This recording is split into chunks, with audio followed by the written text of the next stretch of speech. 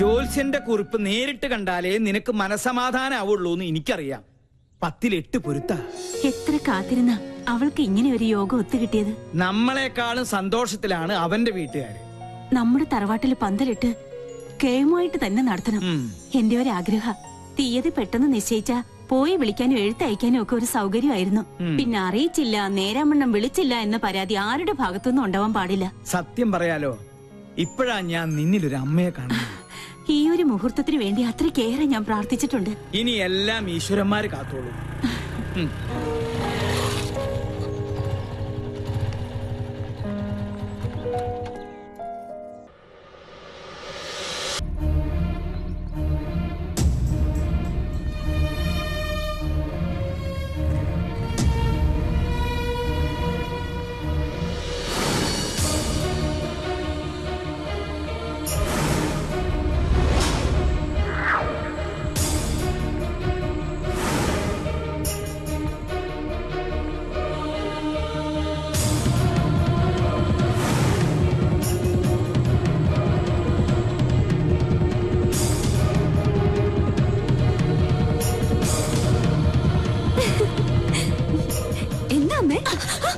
അങ്ങനെ വിളിക്കരുതെന്നെ. ഒരിക്കൽ നിന്റെ അമ്മയായിട്ട് എന്റെ ജീവിതം തകർത്തു. ഇപ്പൊ നീയായിട്ട് എന്റെ മോളുടെ ജീവിതം തകർക്കരുത്. യാചിക്കുകയാണ്. എന്റെ മോളുടെ ജീവിതം നീയായിട്ട് ഇല്ലാതാക്കരുത്. എന്റെ ഗതി എന്റെ മോൾക്ക് വരുത്തരുത്. എന്താ പറഞ്ഞേ? അപ്പൊ ഞാൻ ആരാ? എനിക്കറിയണം. ആരാ ഞാൻ? പറയാ. അമ്മയുടെ മോളല്ലെങ്കിൽ പിന്നെ ഞാൻ ആരാ? എനിക്ക് അറിയാൻ പറ്റുള്ളൂ.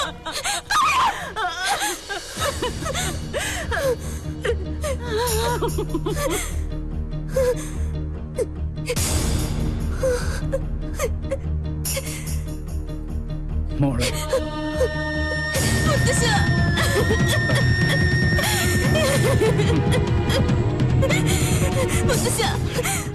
കുടുംബത്തിൽ ഞാൻ ആരാ? അവള് പറഞ്ഞു സത്യ, നീ അവളുടെ മോളല്ല.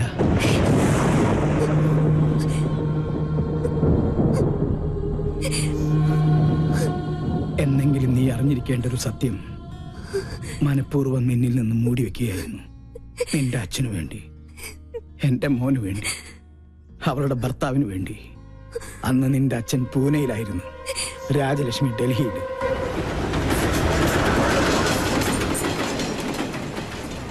പൂജ മോൾക്ക് 1 വയസ്സ് പ്രായം. മേജർ സാഹബ് ബാഹർ ഗയേ ഹൈ. എനിക്കറിയാം ഇപ്പൊ എവിടെയാണെന്ന്. വണ്ടി എടുക്ക. രാജലക്ഷ്മി, എന്താ ഇത്? അവൻ എന്തായാലും ഇങ്ങോട്ട് വരും. അപ്പൊ നമുക്ക് കണ്ടാ പോരാ. എനിക്ക് ഇപ്പൊ തന്നെ നേരിൽ കാണണം.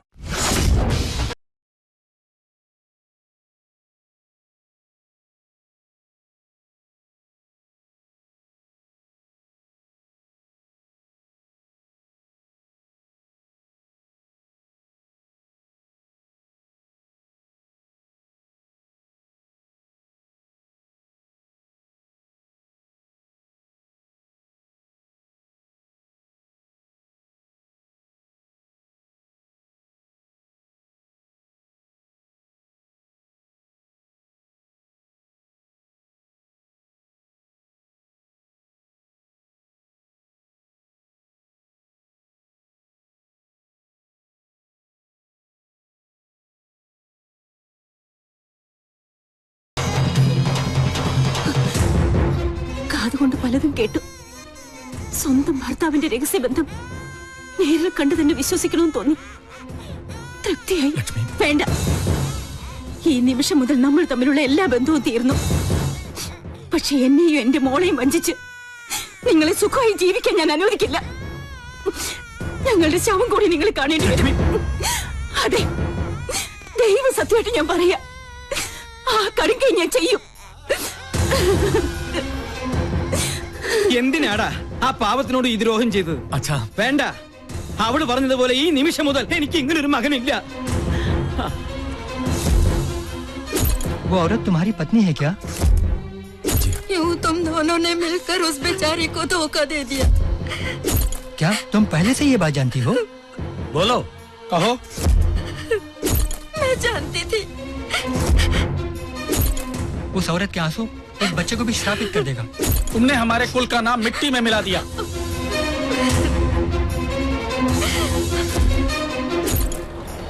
അന്ന് രാത്രിയാണ് ആ ദുരന്ത വാർത്ത ഞങ്ങൾ അറിഞ്ഞത്.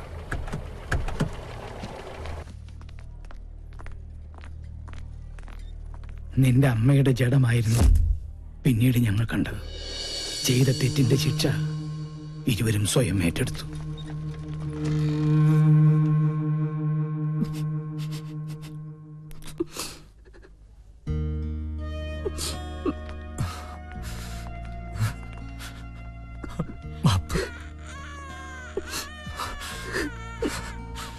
എന്റെ മോളെ വളർത്തും, ഒന്നും അവളെ അറിയിക്കരുത്.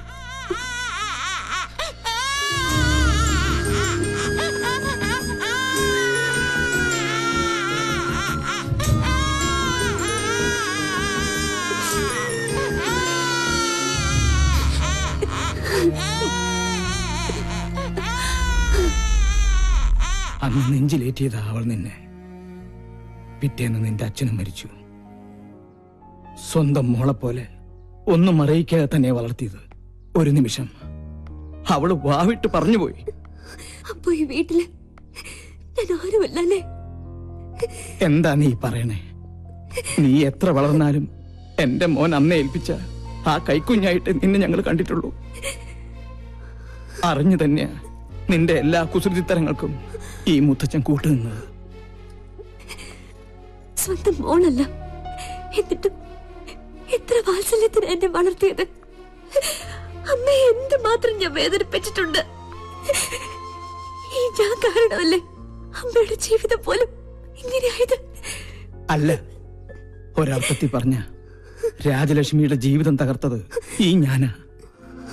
ആ രഹസ്യബന്ധത്തിൽ നിന്നും എന്റെ മോനകറ്റാൻ മനപ്പൊരുത്തം പോലും നോക്കാതെ മുറപ്പെണ്ണിനെ കൊണ്ട് ഞാൻ അവനെ കെട്ടിച്ചു. അവൾക്കൊന്നും അറിയില്ലായിരുന്നു. എന്റെ സ്വാർത്ഥതയ്ക്ക് വേണ്ടി ഞാൻ അവളെ ബലിയാടാക്കിയത്.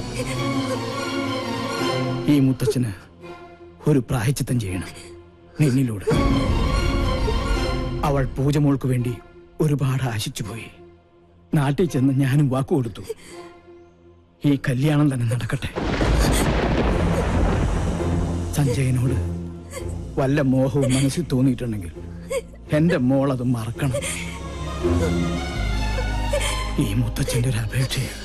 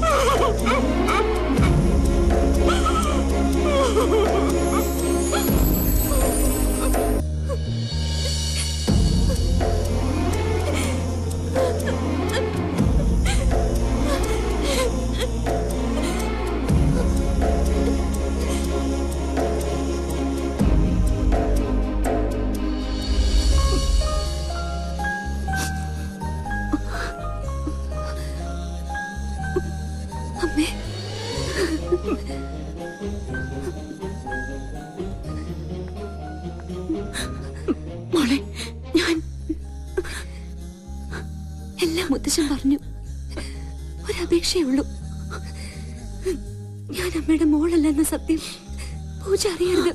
മോളെ പറഞ്ഞാൽ ആ നിമിഷം മുതൽ ഞാൻ അവളുടെ ബാബാച്ചി അല്ലാതായി പോകും. ഒരിക്കലും പറയരുതെന്ന് ആഗ്രഹിച്ചത് പറ്റിപ്പോയി ഈ അമ്മയ്ക്ക്. എന്നും എന്റെ രണ്ട് കണ്ണുകളായി ഞാൻ നിങ്ങളെ കണ്ടിട്ടുള്ളൂ. ഇനിയും അങ്ങനെ കാണാൻ പറ്റുള്ളൂ. പറയേ, എന്റെ മോൾക്ക് അവനെ അത്രയ്ക്ക് ഇഷ്ടമാണോ? എന്ത് മണ്ടത്തിന് എന്റെ അമ്മ പറയണേ? ഞാൻ വെറും ഒരു കോമാളി. അമ്മയുടെ ഭാഷയിൽ പറഞ്ഞ താൻ തോന്നിയായി ഈ മരങ്കേറി പെണ്ണിന് അത്ര സെന്റിമെന്റ്സിലൊന്നും ഒരു താല്പര്യമില്ല. മനസ്സിലായോ? ഇതൊക്കെയാ മരമാക്രി ഉണ്ടല്ലോ സഞ്ജു, അവനെ പറ്റിക്കാനാ. എന്റെ അമ്മക്കിളി ഒന്ന് ചിരിച്ചേ. ദേ വന്നു മണവാട്ടിപ്പെണ്ണ്. ഒരു ഗുഡ് ന്യൂസ്. എന്നെ കെട്ടിച്ചൂടാൻ പോവാ. പൊടി സത്യം. ആ കോന്തൻ ആരാന്നറിയോ? നമ്മുടെ സഞ്ജു. നീ ഭാഗ്യവതിയാ. എന്റെ ഈ പൂച്ചക്കുഞ്ഞിനെ ആ തെമ്മാടി പൊന്നു പോലെ നോക്കും.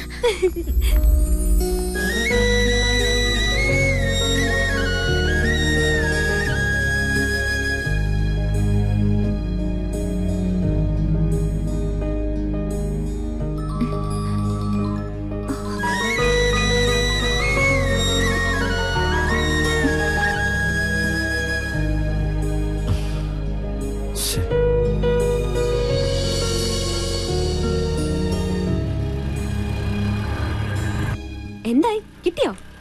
പങ്ക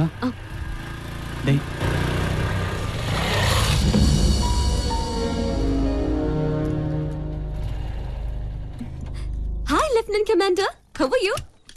ഞാൻ ഒരുപാട് നിന്നെ ട്രൈ ചെയ്തു. നീ എന്താ ഫോൺ എടുക്കാൻ? സോറി, സ്വല്പം തിരക്കിലായി പോയി. എന്താ പ്രശ്നം? നീ ഈ ലോകത്തൊന്നും അല്ലേ, കാര്യങ്ങളൊക്കെ തകിടം മറിഞ്ഞു. എന്ത് പറ്റി? എന്റെ വീട്ടുകാരും നിന്റെ വീട്ടുകാരും കൂടി കല്യാണമൊക്കെ നിശ്ചയിച്ചു. പെണ്ണാരാന്നറിയോ? പൂജ. ആ കൺഗ്രാറ്റ്സ്, ഞാനും അറിഞ്ഞു. എന്നിട്ട് നീയൊന്നും പറഞ്ഞില്ലേ?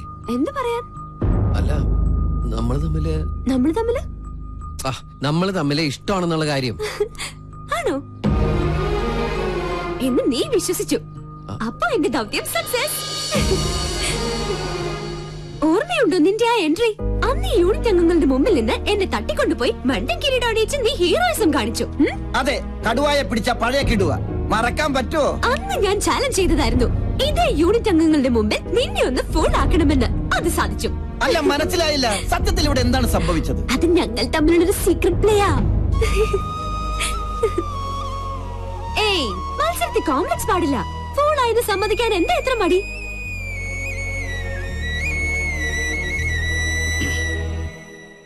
തന്റെ ഉദ്ദേശം അതായിരുന്നെങ്കിൽ നിഷേധിക്കുന്നില്ല.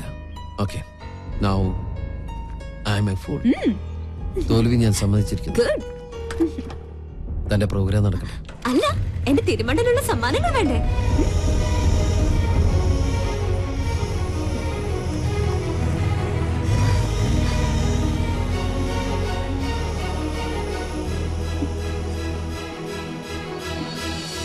ഇപ്പോ അയാള് വെറും മണ്ടൻ, നീ മിടുക്കി.